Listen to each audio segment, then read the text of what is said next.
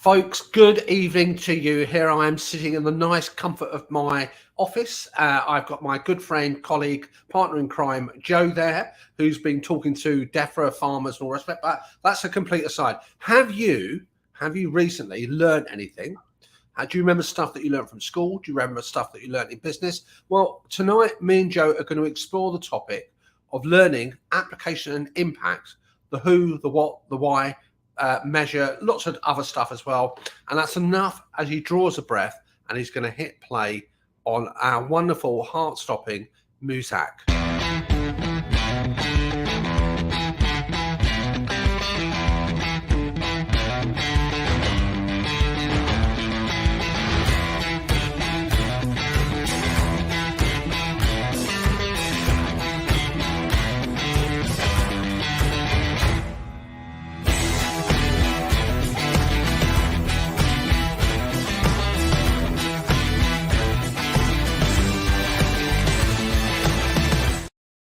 Don't you just love that music? Doesn't it get the old heart circulation going? I was bopping like that when it's on. I think you can see me. I can't see you when that's playing, but I think you can see me. Can you not? I think you've got better rhythm than I have, Joe, which is, I don't know if that's saying anything in all respect. So let me ask you, Joe, what's the last thing you learned? Oh, gosh, I'm learning things all the time. Yeah.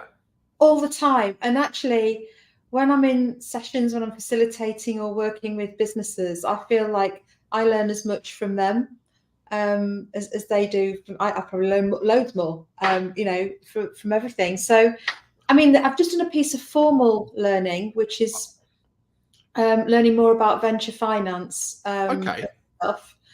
And I've really enjoyed that. So I had some knowledge about it, but I wanted to formalize that and plug any gaps and things. So that's been great. But it's just the little things, isn't it, every day? What about you? What's the last thing you learned? That's a great question, actually. I think developing learning. So let's have a look. I would say probably a couple of things here. Learning more about, no particular order, learning about some certain tax reliefs because of the space that I work in terms of theatre.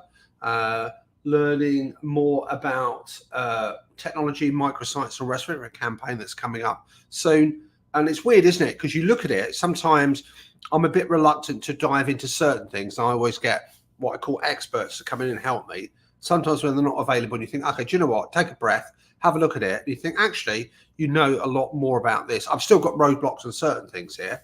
But yeah, so that's probably, those are the last couple of things that spring to mind. Yeah, and I think it's so important. I mean, and I know how many years is it in business you and I have got between us? When you add up yours and mine, is it about? I'm about 35. What's yours? Mine's about 30. So yeah, about 65 we got together. 65 years of experience together, and we're still, separately but combined. Yeah.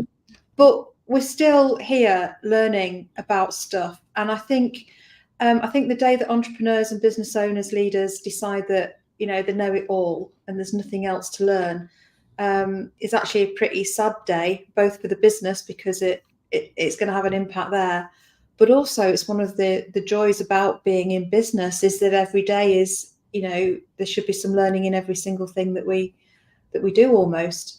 What's that old cliche about every day's a school day? And I think you're absolutely correct there. I would actually add something else to what you just described. And I would actually say it's not only sad, I think it's also very dangerous. For me, it's akin to business owners that become complacent and think they've arrived somewhere. I mean, I've got just one example springs to mind, for example, straight away, like Kodak, in terms of not necessarily wanting to learn the new technology with smartphones and all the rest of it. I'm not saying that was the only factor behind their demise there as well, but I think once you say, there's nothing more for me to learn, I think it's a bit of arrogance, but I think it's also extremely dangerous and very complacent because things change very rapidly. Yeah, they do. And in fact, I was having a conversation with a different group of people today. We were talking about you can never step in the same river twice, Oh, I like that. Yeah, because even though it feels like you've been here before and you've done something similar, you've never done it right here today, right now with these people in this, So you might have done it with the same people, but it's different because people have evolved, needs have evolved, and so on. So I just think it's really important to keep learning, as you say, and not let that complacency set in. And sometimes people will say to me, "Oh, I've done all the courses." And I think, well, have you? And and have you done the right courses? And have you actually put into practice and turn knowledge? I think knowledge is different from real learning. Absolutely. Yeah. It's interesting you say that. Sorry, go, Joe. You finish off. I'll just cut across you there. No, sorry. I was just thinking that a lot of people think they know stuff, but it's very different doing it, isn't it? You can know the theory of riding a bike, but you've got to ride a bike to really be able to say you can ride a bike. Yeah, I think that's interesting, because I think what our sort of theme for tonight was the learning, application, and impact. And I think it's the middle bit, the application. If I put on a couple of hats, I used to teach a lot of professional students. For some reason, people want to become accountants. So I used to teach a lot of professional students here. They learn for the exam to get through, so they get that tick box off. They can get that towards a piece of paper. But when you actually ask them in terms of a practical scenario, or can they actually remember it, it's not. There's something in their brain that doesn't want to connect it. And for me, it's that blend, isn't it? It's the application of what you're learning, and what you think you've learned. That is the real true test there, before we even consider the impact itself. Yeah, it's no good just sort of intellectually, academically knowing something, and I think business really is a series of experiments, isn't it? If you're trying to move forward and grow and innovate and all of those things, you're testing things, you're doing stuff. Some of it works, some of it doesn't, and all of that is in learning. It is learning, but there's no learning unless you actually do go ahead and test some of those things in the real world. Absolutely. That old, I'm paraphrasing here because I can't remember the exact wording. I think somebody apparently, when they were interviewing Edison, and they talked to him about 10,000 failures, and he actually reacted against that word failure, and was just seeing it more in terms of iterations, attempts, and that each step was an innovation and a step forward to actually get to the right conclusion. Yeah, he said he'd found, was it 9,999 ways that don't work? That's it. Yeah, and it's that reframing, isn't it? I think as well, it's not just about courses, and business people are very busy, and we don't have loads and loads of time just to, in general, to spend doing courses and for no reason. So I think we need to be really selective about what we do, open-minded about what we do, and then make sure that we apply it. But we see the same, don't we, when people buy software applications. So an example for me is a lot of people using ChatGPT to write stuff for them, but not really understanding what good writing looks like, and then doing, not editing or not using it for ideas, actually relying on it to do stuff, without any real understanding of what good marketing copy looks like, or what a great business proposal looks like. I think that's an interesting example. I think they're using it as a tool because it's a time saver predominantly for them. I mean, I use ChatGPT purely for me, a blank sheet of paper. It's easier to get ChatGPT to generate something. I'll reject 95% of it, but at least it gives me a framework to work with and edit and all the rest of it. And I think people probably, they haven't learned the skill of actually writing, what connects with users and all the rest of it, and therefore they see ChatGPT as a means to an end, as opposed to a tool in the toolkit that helps you with your actual writing and your engagement with your audiences, whatever it is you're writing. Yeah, definitely. And that it's also loses distinctiveness, because if we're not, if everybody does that, everybody's business is going to sound like it's owned by ChatGPT, and it's really important to have a distinctive voice, and we need to know how to create that and cultivate that. So I think, and just really understanding when we're using some of these software items to be time savers, which is great, just having an understanding of what it is that good looks like, how these things work, and what we want to get out of them. So here's a question. Now, learning for me, okay, there's learning, and I think you referenced it like in an academic environment. There's learning and gaining experience by doing the thing and all the rest of it. What's your thoughts then in terms of in terms of formal learning and learning by experience, if you want to use that term, which you think, which way do you gravitate? For me, it's always been a combination. So I'm not an academic. I have academic leanings. I'm very much a business practitioner. Yeah. So some people use the term pracademic, which I don't know if I like that term or not, but it is a used term. I think if you can combine formal learning, which is great at structuring, ideas, concepts, ways of looking at the world, and put that with real life, use the two together. I think it's the combination of the two that's really, really powerful. Yeah, I'd agree with that. I mean, I like academic. I'm not an academic by any stretch of the imagination. I had a period where I literally just all I did for 15, 20 years was just learning, getting qualifications. But I like the formality of a framework in which to house knowledge. I think I'm not actually a big believer. I know a lot of people say, oh, well, we learnt this at school, we did this at school, and how am I ever going to use it? I think sometimes the whole process of going through learning, getting your brain, disciplining your brain and your mind and everything else to absorb knowledge so you can see where it can apply, and a more robust way, I think it's an excellent discipline. But yeah, for me, likewise, it's the combination of the two, ideally, where you've got the practical application experience, but you've got that in a body of work, a framework which houses it all. Yeah, because I think what the formal learning can do when it's done well, like there's good, there's good and not so good in everything, isn't there?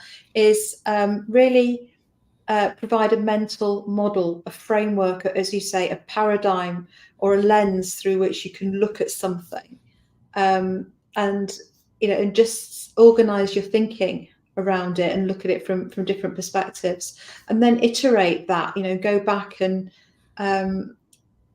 see what that changes for you. So yeah, I think actually it's really important from a learning perspective to see things from the same thing from different angles. Yeah, and I think also I'm a quite a voracious reader, and my preferred medium is the radio, and I like to listen to lots of different eclectic things from Farming Today to BBC World Service to whatever. And I think sometimes when you've got a body of knowledge that's in a landscape, in a world that's not your particular domain, not your particular expertise, it's amazing what you can synthesize and what you can draw down from different disciplines, different arenas, and actually blend those in to actually have a more powerful impact on your clients, your team and your business as well.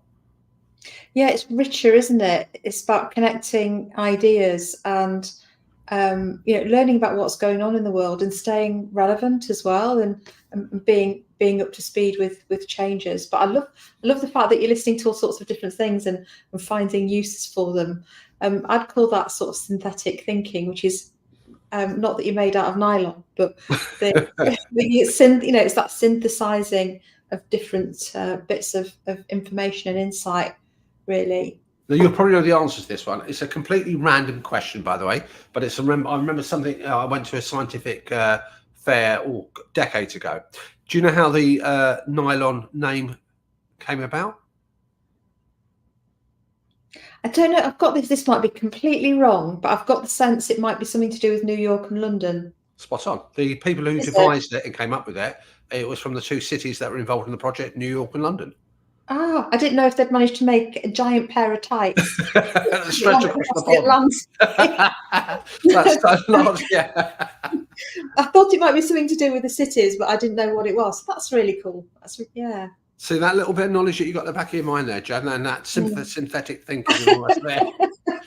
So here's a question then, Jo. In the world of applying this to the world of business, before we talk about impact, are there things that you think business owners should be acquiring knowledge of or awareness of and learning? Yes. And I've got a couple, and I think, well, I've put money on you adding to that, and I think I've put money on what you might add. So we'll after you've done your turn, we'll see if we match.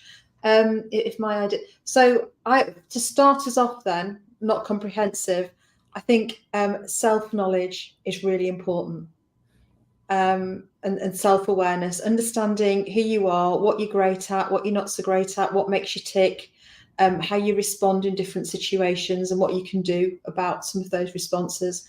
I think that's really key because you're going to have, that's the impact you'll be having on customers and working with colleagues if you've got a team, and all the things. So I think that's really important. And that's an ongoing odyssey of discovery, really. And the other thing is to have a really good knowledge of your market and your customers, and understand what makes them tick, know them inside out, and really be super clear constantly about where you can add value and how you can help and serve those customers and be relevant for them. And I think there's other things like, well, I'll let you, what would you say? One of them connects to what you just said there. I would say probably developing and learning the ability to be a critical thinker. So when you actually see something in front of you, instead of that old cliche about judging things by a book by the cover, actually being able to look at it objectively. I'm not talking about pure analytical here, but to be critical in terms of what's in front of you and what's in the future there as well. I think that's a great thing. And I also think to be an empath as well. So when you can actually develop your skill sets and your ability as an individual, which is part of that self-awareness, to be empathetic towards people, not necessarily sympathetic, but have some idea what it's like to be in there, looking at the world through their spectacles. I think those are two great things. And that's so powerful for lots of different things, that your business will be experiencing. Well, I've just lost my bet with myself because you didn't say what I thought you might say. I think I know what you can. I'll predict what I think you thought I was going to say. Yeah. Obviously, in terms of the additional things here, because I think this lends to it, I was going to also add things like the ability to plan and think about planning and looking to the future. I think that, I don't know if it's a learning thing. Yeah, you can. I suppose you can learn, can't you, to be resilient and sort of. I'm not sure if you can learn to have a sense of humour. So, what were you going to have? I indicated or mentioned the things you thought I was going to say, or? I thought you would have said you need to learn about your numbers and how to use your numbers to grow your business. That's what I would have put at least a £5 on. Okay, let's double or nothing. But you know what, though, Jo? You're absolutely correct that in terms of, I do think that's an interesting thing to learn. But those things like about learning your numbers and being comfortable with them, that requires something in somebody that actually is able to go out of their immediate comfort zone. Because I think what can sometimes happen, we know, like market research and understanding your customers and all the rest of it. To do that, some people might just do a formulaic list here, but if you really want to get under the skin of that, you've got to develop certain things as an individual to be able to synthesize, to be able to understand, to have those conversations, and to be not afraid of the answers that you might get back. Yeah, it's it's all the things, and I think it's about learning to manage, juggle all of those things, learning to delegate as you get bigger and as you grow. It's so growing a business, the business will go through different stages, unless you just want to stay the same size. And it's about learning at every step of that, isn't it? To what needs to change. It's the name of a book, isn't it? But it's what got you here won't get you there. And Absolutely. I think it's always having that mentality and not being afraid to unlearn some things like as well. Are you talking about that idea that you might have acquired, say, potentially like bad habits or different ways of looking at things that may not be relevant now than they might have been, say, I don't know, 5, 10, 15 years ago? Yeah, I think it's mindsets, unlearn. It might be some behaviors. It might be unlearn some technology to get some new stuff, not get stuck in processes. Always be open-minded to actually things could be even better if we did this. I think even better if, is a great mindset to have, and just be looking out for those opportunities. Do you think there are things that people might think they've got to learn about that perhaps isn't as important as people make out? Yeah, I think the thing is that you don't have to be an expert at everything. When you start a business, And if you decide to be a solopreneur, or, you know, when you're starting out, Yeah. you probably have to wear loads and loads of hats and be good enough at a number of things. And I think that actually can give quite a good grounding, actually. But as the business gets better, not bigger, rather, as the business gets bigger, it's about learning that you can't be the expert and into the detail on absolutely everything. And then it's learning where you do need to do a deep dive and look at the detail because it's critical and it's important. And when you do need to stand back and let people more expert than you know, get on with it, and everything in between. What's your view on sort of learning, unlearning, and Well, I think, again, very similar sort of outlook in terms of what you described there. I would say the things you don't have to learn are the things. I think sometimes there's a value in learning things for learning's sake. Okay, so it doesn't always have to be a direct application in your business. Okay, it could be something that just enriches your life, and actually something that interests you, stimulates you, and learning for learning's sake. But in a business context, just be careful of learning things that a very little knowledge is going to be really not much use to you here, and it might be the time to call in the experts there as well. So you've got to value your own time. I think learning things, and that's where I come back to the critical thinking here. So, for example, understandably, a lot of people will say you've got to learn how to do, I don't know, whether it's LinkedIn posting or social media or X, Y, Z, and you've got to think to yourself, do I actually need to do that? Is it actually going to advance my business going forward? Do I talk to my customers a different way? And we can sometimes get stuck into a field and think, if I learn this bit, suddenly it's going to accelerate my business going forward here. So, yeah, absolutely. And I think you're certainly right that how we might have interacted with people in a bygone age some time ago is not how we're going to necessarily interact with them now. And we can't put the genie back in the bottle. So whatever you think about, and I think lockdown for me was quite an interesting change in the sense that if your business is education, consulting, delivering services, a lot more people moved into the online space, and they literally did what they did in an in-house space, and they just replicated that online. It doesn't work that way because people have got different ways of consuming content and learning. Yeah, it's interesting, isn't it? I think you know, in terms of what you were saying about critical thinking as well, to build on that, it's about making sure that what you're learning is from a good source. There's so much information available at the moment, which is wonderful.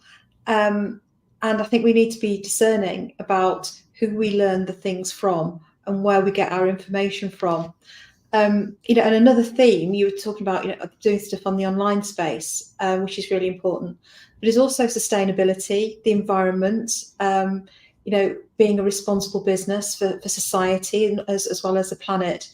And actually, businesses have a responsibility to learn more about that and think about how we can all become more sustainable, and do less harm and hopefully do good.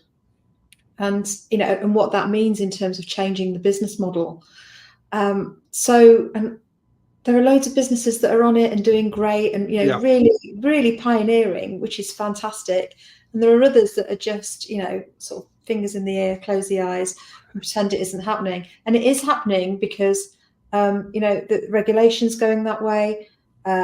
Consumer pressure is going, you know, societal pressure is going, this is what customers want. Business to business sales, you know, are becoming, you know, a lot more connected with sustainability, and being able to demonstrate that. So I think it's a whole area of learning around that too. Yeah, brilliant. Folks, by the way, we've got really getting involved in this conversation here. If you're just joining us, by the way, what do you think? Are there things in your business that you think are important to learn, things that you don't? Do you actually agree with what me and Jo are saying? Hopefully you do. If you don't, and we'd love to hear your thoughts, and just put that hashtag replay in the comments box. And obviously, by all means, please check out the nextbigwin.co.uk site as well. Here's I suppose a question to consider. I think on our next catch up, it'd be interesting to explore different learning styles that people have. I think that'd be a good topic to expand. I think we're going to do it justice in a few minutes there. In terms of what is the critical point, do you think, for when a business should say, okay, how do I actually try and measure the impact of what I'm doing? I suppose it depends the impact on what and of what. So, and impact comes in many forms, doesn't it? There's the impact on, directly on employees and customers, and obviously the bottom line. By being profitable, it means that, if you want to do good and good things, you can do more of those good things and contribute more to society. So yeah, it's being really clear. It's having, I think, a well considered and thought through mission, vision, and values. So the mission being why, the difference you want to make. The vision is about the ambition. The values about how you're going to get there in terms of behaviours and the way that you operate. Being really clear about that, and then having some key goals that sit underneath that. And then once you've got that, you can measure your progress against achieving that, and you're on your way towards measuring impact. But I think it's about defining really clearly what is the impact you want to make on what. Yeah, and I think you're right, and I think it's so what you're learning, what you're acquiring skills in, if you know why you're doing that, what you're doing it for, there's got to be a result and an impact that comes out of it. But yeah, clearly defining what your outcomes are or what you want them to be. But I think you've got to be able to have some degree of measure there, whether it's an observation, whether it's a stat or something that gives you that. So Jo, what's your, okay, as we come up to rounding up the show there, what's your one tip to business owners out there in terms of the context of what we're talking tonight about learning and application and impact? I think it's a sort of a combination of two tips rolled into one to cheat. But I think it's keep learning and learn outside of your direct area as well. Because if you only ever learn from what the competition or the industry are doing, you'll only ever be, as good as at best as they are. If you learn from what's going on from outside your sector and bring that in, then that's where you can create some unique advantage. What's yours?